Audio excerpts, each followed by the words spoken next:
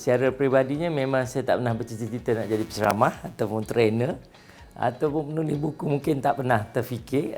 Cuma masa form 3 tu, tingkatan 3 tu, saya tengok di bank, saya tengok orang duk kira duit kan. Wow, semua orang duk guna jari tu, dan saya pun tengok pekerjaan apa yang banyak kira duit ni. Kira duit. Memang itulah saya ambil perakaunan ya, belajar universiti dalam bidang perakaunan. Cuma lepas kerja memang kira duit beratus juta, tapi duit orang lain bukan duit sendiri ya. Okey, cuma bila saya bekerja tu di bahagian perakaunan, dan selepas itu bos saya tukar ke bahagian kejuruteraan, admin, pentadbiran semua manusia, dan dihantar ke Johor untuk jadi kru kapal terbang. Ya, jadi tugas saya pun mana dari background kewangan, saya pernah dapat Malaysia Institute of Accountant. So bila jadi kru kapal terbang, tugas saya dipanggil AOG. Dalam bahasa airline, AOG bermaksud Aircraft on Ground. Maksudnya kalau ada kapal terbang yang rosak, contohnya kapal terbang komersial lah di luar sana yang rosak, contoh dia baru landing di Tawau, tak boleh nak terbang balik, dia akan call saya lah. Jadi kru pun saya jadi, lepas tu buat marketing di Singapura pun saya jadi, jaga logistik pun jadi. Last sekali saya panggil saya UFO, Unidentified Financial Officer. Jadi daripada pengalaman-pengalaman itulah yang menyebabkan saya buat kursus safety tapi gaya airline, sebab saya pernah jadi kru kapal terbang. Saya juga buat kursus bahasa tapi social beauty. Bahasa-bahasa menggunakan bahasa tempatan yang mungkin agak berlainan dengan bahasa-bahasa yang orang guna. Contoh terima kasih memang kita tak guna untuk surat rasmi, kita guna sekian kami suka. Jadi benda-benda tu daripada pengalaman-pengalaman yang saya lalui lah. Itu yang last sekali menulis buku ni, sebab satu daripadanya saya nampak isu yang ada di luar sana lah. Apabila orang duk tanya soalan sama, kita rasa macam boring. So kita tulis tu, sebab mana soalan tu soalan sama, nak jawab-jawab kan kita jadi lama, boring right. Kalau nak kita tanya 2 tambah 1, 2 tambah 1. Jadi kita tulis buku dan kita tahu tu isu yang banyak orang nak tahu. So kita tulis, okey tak apa. Tapi kalau ada orang tanya soalan yang kita belum yang jawab, tulis buku baru kita terangkan lah. Wallahualam. Nulis buku sebenarnya, satu masa saya tengah belajar universiti, kawan saya pergi satu kedai, dia tengok satu buku tajuk Dare to Fail. Dia tak ada duit. Jadi dia cukup ada RM10. Saya kata apa, saya bayar kat dia, tapi saya tak akan baca buku tu. Because buku tu tajuknya Dare to Fail. Sebenarnya bagus untuk setengah orang yang down. Cuma saya kata saya akan menulis buku Dare to Win. Saya kata berani untuk menang. Tapi bila saya menulis, komputer saya crash masa hard disk ni. Masa isteri, jadi saya terhenti, tapi tulis tangan lah masa tu, tulis sebahagiannya. Dan bermulalah dengan buku pertama saya, Hidup Tenang Walaupun Berhutang, terbit 2007, tapi itu mengambil masa 6 tahun. Jadi buku ni ada yang mengambil masa 3 tahun, 10 tahun, dan buku yang insya-Allah akan terbit, Hidup Untuk Apa tu, mengambil masa lebih pada 10 tahun. 10 tahun. Saya ada buku satu lagi yang 30 tahun punya, yang bahan-bahan dia lah. Jadi yang menyebabkan pemilihan ataupun sebab saya menulis juga, macam saya kata tadi, apabila ada isu-isu di luar sana, contoh sekarang COVID, saya terbitkan balik buku Makan Gaji Tapi Kaya yang terbit dulu tahun 2007, sebab memang ramai buku tu. Sebenarnya Makan Gaji tu bab pertama adalah tentang dilema apabila kita makan gaji, kita boleh dibuang kerja dan sebagainya. Jadi buku tu adalah untuk mengelakkan bom jangka berlaku pada kita. Tambah masa COVID ni dan sebagainya, kita nampak banyak orang dibuang kerja, diberhentikan. Itu sebab saya kata sumber pendapatan kita, pahit kita kena ada banyak. Ada pahit yang tertutup masa COVID, ada pahit yang lebih terbuka, lebih mengalirkan lebih banyak. Wallahualam. Satu daripadanya sebab bila saya bekerja daripada kewangan, pentadbiran, semua manusia. Tapi itu di beberapa syarikat yang dimiliki oleh bos saya, Datuk Seri. Jadi apabila saya tengok, kat mana segi isunya isu sama, isu duit je. Ya, kat mana-mana isu, tak kira yang gaji besar, gaji rendah, masing-masing ada masalah. Kita ingat apabila gaji semakin besar, dah tak ada isu. Rupanya bukan isu gaji, isu cara kita belanjakan duit. Banyak saya jumpa orang yang gaji rendah, kerani pun boleh jadi kaya, berbanding yang gaji yang berpuluh ribu. Ada yang saya jumpa, ini termasuk peserta saya, gaji RM25,000, tu yang biasa. Tapi hutang kat kredit dia RM400,000 ya. Jadi yang dapat idea satunya, apabila saya tengok isu-isu orang ni, saya cuba tulis. Macam even buku Kutubah Pusaka. Apabila saya tengok orang mati, dah tak selesai harta, beku dan sebagainya. Kutubah Pusaka tak ada, saya memudayakan, saya buat. Bila kakak saya mati, lepas kebumian, saya terus buat Kutubah Pusaka. Baca terus, bukannya Kutubah Pusaka untuk Tok Khatib baca hari Jumaat ni untuk siapa saja. Kita baca terus depan waris walaupun tetamu tengah ada pun boleh. Supaya setiap orang tahu hak dia dan mengikut apa yang saya lalui macam buku Urus Harta Agih Pusaka ni, setiap 1000 kematian 990 waris makan harta pusaka secara haram. Ada yang pergi buat tahlil, tak boleh guna duit harta pusaka tu. Ada yang pergi sedekah dengan duit si mati. Ada yang buat pusara, ada yang diupah umrah. Haji dengan lain, dia ada banyak yang salah guna. Ada yang adik-beradik tak dapat, mak tiri tak dapat. Mak tiri kita tak dapatlah kalau harta kita mati. Ni yang mati, ni ayah kita, tu isteri dia. Banyak yang terhalang. Itu sebab sampai jadi 70 bilion, saya rasa ada sesuatu yang tak kena di sesuatu tempat lah. Maksudnya, kenapa sampai harta orang kita 70 bilion dibekukan.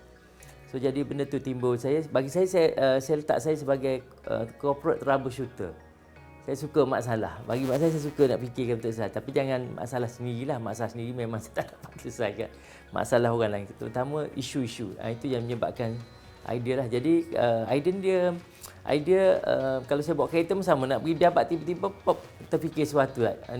Dan saya akan berhenti. Dan saya menulis setengah jam, sejam kat tepi jalan tu. Buka laptop terus tarik. Sebab kadang-kadang kita dapat idea tu, kita tak boleh nak. Kalau tunggu lama, dia akan datang balik mungkin setahun, 2 tahun selepas itu. Itu sebab buku saya kadang 6 tahun tu. Ada buku saya akan peram dulu. Saya tak akan terus siap tu tak. Saya akan buat, okey saya peram setahun. Ada yang buku yang 10 tahun ni saya terpaksa peram setahun. Saya terpaksa berhujah dengan orang dulu sebab kita bercakap ni, kalau bercakap senang. Aku tak cakap pun. Tapi dah kita tulis buku ni, kau tulis dalam buku kau. Dah kita kena buktikan lah. Itu sebab kita kena jumpa orang dan sebab itu salah satu yang saya suka makan dengan stranger. Bila makan dengan orang tak kenal ni, banyak ilmu kita dapat pelajari daripada mereka. Itulah yang jadi, dan saya satu, sebab tak tahu masa hidup ni amalan mana yang Tuhan bagi pahala. Mudah-mudahan yang menulis buku tu, insya-Allah Allah bagi pahala. Jadi saya cubalah tulis sebanyak boleh sebelum meninggal dunia. Wallahualam. Adakah permintaan? Ya, macam buku Makan Gaji ni keluarnya 2007. 5 tahun lepas, 2007 dia dah keluar. 5 tahun lepas, 2015, seorang OKU tag saya di Facebook kata, "Tuan, terima kasih banyak kerana bom jaka saya dah meletup. Saya dibuang kerja." Dia OKU pelihatan tu, dia nak baca buku ni gini. Kerana tak boleh baca, dah guna kanta. Dan dia baca satu buku saja yang dia tak baca. Tak ada kat sini, Hidup Tenang, buku pertama. Ni. Buku ni dia tak sempat baca. Ni pun dah suruh saya cetak semula. Ni tahun 2006 dah diterbitkan di Indonesia. Buku yang sama ni versi Indonesia. Ni versi Malaysia. Ini Indonesia punya versi. Bawah tu kalau tuan-tuan boleh baca, utang seperti penyakit kencing manis, lukanya sedikit tetapi menderita berkepanjangan. Ini versi Indonesia lah. Sebab ada setengah orang dia suka Indonesia punya versi. Okey, jadi dia baca buku Makan Gaji versi pertama. Saya rasa mungkin tak ada kat sini. Jadi dia kata rumah dia di Putrajaya, dia beli rumah. Dia boleh beli rumah di Putrajaya, habis dah bayar 40. Sebab dia takut sangat apabila baca bom jaka, dia pastikan semua hutang dia, rumah dia habis bayar. Dan dia pastikan dia beli rumah. Dia beli pun kerana buku tu. Jadi umur 40, dia dah habis. Dia kata, "Tuan, tolong terbit balik sebab saya nak bagi pada orang." Dia pula memaksa saya menulis. Kenapa terbit semula tu? Because orang memaksa. Dan ada setengah buku permintaan lah. Orang minta, "Tuan, boleh tulis tak pasal ni? Boleh tulis tak?" Tu so demand. Alhamdulillah, that's why buku Hidup Tenang pun kita cetakkan pun memang banyak kali lah. Setakat ni tak ada buku yang dilupuskan. Maknanya tajuk tu tak laku tu setakat ni tak lagi. Alhamdulillah. Dan buku Kutub Sabar ni macam tuan cakap, ada tak kita buat kerana kegilaan kita ni. Buku Kutub Pusaka memang saya buat kegilaan saya. Saya nak memudayakan benda baru di Malaysia supaya lepas mati orang baca Kutub Pusaka. Tak baca talqin tak apa. Kutub Pusaka tu sangat penting sebab kita ambil hak orang. Sebab dia akan jadi buku tu baru saya lepas ni, insya-Allah dosa jariah. Dosa jariah. Sebab saya nampak kalau kita ambil harta orang ni, kalau ambil harta seorang individu, dia mati, dia ada mak ayah dah kita butan orang dengan isteri dan anak dia berkembang sampai kiamat. Jadi dosa jariah tu, buku kedua tu saya tengok isu orang lah. Macam orang ambil rasuah, orang rasa tak. Kalau kita ambil rasuah dengan, kita berurusan dengan kerajaan persekutuan, kita berhutang dengan 30 juta rakyat. Dan dia akan berkembang sampai mati. Nak bayar macam mana? Tu di antara buku. Saya akan tengok isu. Saya suka tulis buku yang tak berlaku lagi macam buku Kutubah Pusaka, memudayakan benda baru. Sebab 70 bilion macam tak ada seolah-olah diselesaikan. Saya rasa kalau buat ketubah tu, itu yang kedua. Dan yang ketiganya, apabila tengok isu macam contoh kita tengok hari tu ada artis tentang kematian harta sepiaran. Jadi apabila ada buku, saya akan masukkan juga. Contoh Urus Harta, mungkin harta sepiaran saya tak berapa fokus. Tapi bila dah jadi kan ibu natis, bila kematian dan sebagainya, kita nampak ramai orang tak tahu tentang harta sepiharan. Kita akan masukkanlah. Macam buku ni pun saya dah masuk tentang COVID dah. Masuk sekali benda yang kita tak jangka sampai orang paksa duduk di rumah. Itu di antaralah, wallahualam. Falsafah hidup saya, untung sabuk timbul.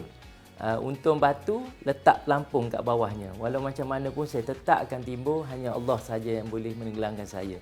Jadi bagi saya cabaran di luar ni tak berapa teruk sangatlah. Bukan teruk-teruk pun sebab kita ada pilihan untuk mengubah. Dan letak satu lagi bagi saya letak, kita duduk tengok cerita orang putih yang berlakon-berlakon, sedangkan dia guna green screen. Green screen. Dan tengok cerita, tengok naik kuda betul-betul. Saya suka kuda. Tengok bila tengok cara pembikinan, ya Allah, atas robot je naik. Frah saya. Ya, tengok cerita-cerita tu. Tapi saya tengok cerita ni boleh buatkan seorang menangis. Ada setengah orang tengok cerita Muhammad Batin menangis. Avatar pun boleh rasa nak marah. Ya, Transformer rasa macam wujud benda tu walaupun tak wujud, ya. Jadi sebenarnya dia orang pelakon. Dan tanpa kita sedar, kita juga pelakon. Kitalah pengarah filem, kitalah penulis skrip, kitalah juga pelakon utama. Dan kita juga yang memilih lokasi penggambaran. Jadi alang-alang buat filem, bagi saya buatlah filem box office. Setiap kita ni adalah pelakon, adalah pengarah filem, penerbit filem. Jangan buat filem setengah drama tempatan yang hanya meluput di tepi gantang. Ya, ada tak drama setengah lah, bukan semua. Ada setengah saya suka. Ya, jadi kita sendiri set filem kita. Jadi cabaran tu dalam cerita action memang ada cabaran banyak darjat. Bukan cabaran biasa halangan. Orang nak bunuh kita, orang nak jejaskan kita. So jadi set kita adalah filmmaker, kita lah director, buat filem box office. Jadi tu tajuk filem saya, Kiss the Sky Before We Die. Buatlah apa-apa yang gila, janji halal. Perancangan saya sebenarnya saya nak jadikan syarikat ni ataupun wadah saya ni adalah perjuangan untuk menyelesaikan isu-isu rakyat. Salah satu yang saya tulis dalam setiap buku saya mesti ada manifesto tau. Macam jadi ahli politik pula kat tuan baca buku manifesto Samsudin Kadi. Satunya saya nak syarikat ni satunya menyediakan takyat staf government swasta untuk kerajaan mewujudkan dua kementerian, iaitu Kementerian Kewangan Negara dengan Kementerian Kewangan Rakyat. Bagi saya, selagi mana belum ada dua kementerian itu, selagi itu masalah rakyat ni susah untuk diselesaikan, terutama kewangan. Sebab Kementerian Kewangan Negara dia akan lihat kepada lebih pada kapitalis untuk cari dana untuk negara, betul. Kementerian Kewangan Rakyat dia duk fikir sini perut setiap orang ni nak makan ni, keperluan. Jadi kalau digabungkan dia jadi susah, satu kapitalis, satu sosialis. Lebih kurang macam tu. Jadi saya nak dua tu dipecahkan dan saya nak jadi tim untuk Kementerian Kewangan Rakyat. Itu yang saya buat dari segi luar tu, supaya one day mungkin sebab kan banyak isu-isu kewangan rakyat, cara nak menyelesaikanlah. Jadi saya rasa bila saya duduk banyak dengan orang setiap golongan ni, saya nampak benda tu isu. Jadi saya akan perjuangkan melalui syarikat saya juga supaya suatu hari nanti akan ada wujudnya dua kementerian di kewangan di Malaysia, satu Kementerian Kewangan Negara dan satu lagi Kementerian Kewangan Rakyat, yang lead Kementerian Rakyat yang betul-betul hidup macam rakyat lah. Kalau hidup macam tak boleh jadi juga, sebab Kementerian Rakyat dia fikir pasal rakyat, tentang rumah. Itu salah satu dalam buku saya tulis. Dan buku saya, walaupun saya tulis buku Setia Perjuangan, kalau tengok baca buku saya ada tulis saya mencadangkan untuk kewujudan amanah saham tanah. Sebab saya nak setiap rakyat Malaysia, walaupun negara kita merdeka, tapi kita merdeka tak? Kalau kita tak ada beli tanah paling kurang 4 kaki, kita tak boleh kata kita ni seorang warga negara Malaysia. Dia seolah-olah kita tak merdeka. Negara merdeka kita belum. Jadi saya nak daripada lahir tu kita dah boleh beli dah amanah saham tanah. At least kurangnya 4 kaki persegi dan start berkembang. Jadi kita tahu lepas ni kita cuba baring berapa kaki pula. Itu yang cuba saya nak perjuangkan supaya satu hari nanti akan ada amanah saham tanah. Supaya rakyat kita tak payah tunggu besar. Harga tanah naik RM100 sehari. Kalau kita biarkan sampai umur 18, cuba bayangkan. 36,500 darat 18 tahun. Memang tak mampu untuk sebagai daripada kita. Wallahualam. Buku adalah lakaran masa depan. Di negara maju, yang baca surat khabar, majalah lebih kurang 7% sahaja. Yang baca buku 87%. Di negara kita yang baca surat khabar, tak kira online ke tak, adalah 83%. Yang baca buku masih 7%. Jadi negara maju ni, kenapa dia baca buku? Buku adalah lakaran masa depan. Kita dah tahu dah esok lusa 10 tahun akan jadi apa, insya-Allah. Bukannya secara kebanyakan kita dah tahu dah. Tapi kalau kita tak ada tu, kita tak adalah ilmu sekilas ikan di laut sudah aku tahu jantan betina. Macam nak sewa rumah, lepas kena tipu menyewa baru kita Tapi kalau kita baca buku dia ajar, nak sewa rumah ni salah satu tuan-tuan, ni saya bagi tip. Nak sewa rumah tuan-tuan kena tengok orang tu parking kereta dia masuk dalam line dia ke tak. Kalau sengit jangan, nanti sengitlah cara pembayaran dia nanti. Yes, dia sampai tahu cara dia pegang tombol, semua saya akan share dalam buku, bukan? Itu sebab saya lalu sebut kalau kita belajar melalui buku, kita belajar tentang masa depan. Tak baca buku janganlah kau tengok buku bila nak habis. Baca, saya suka buka mana-mana bab yang kita suka baca yang tu dan cuba amalkan walaupun satu page. Dan ada seorang individu yang sebut kata, "Tuan, saya ada baca satu muka surat je, satu ayat je ayat. Dan saya dapat duit lebih pada juta." Dia pernah berkata pada 1 juta pada satu ayat tu je. Ayat tu kata apa? Kalau kita ingin berjaya, kita perlu melakukan sesuatu yang tidak selesa. Itu je. Kalau kita ingin berjaya, dia fikir apa selesa? Tak selesa kan? Macam buku tak selesa juga. Dia paksa. Tapi janganlah sampai habis baca satu bab. Amalkan. Tengok apa yang kita akan dapat, insya-Allah. Jadi tuan-tuan dan cikgu puan, buku saya pun boleh dapat di kedai-kedai pun ada. Cari nama Samsudin Kadir, insya-Allah. Ada yang bergambar saya, ada yang tak ada. Macam Kutubah Saka tak ada. Tapi Samsudin Kadir ke, SK ke, itu insya-Allah saya lah. Allahuakbar.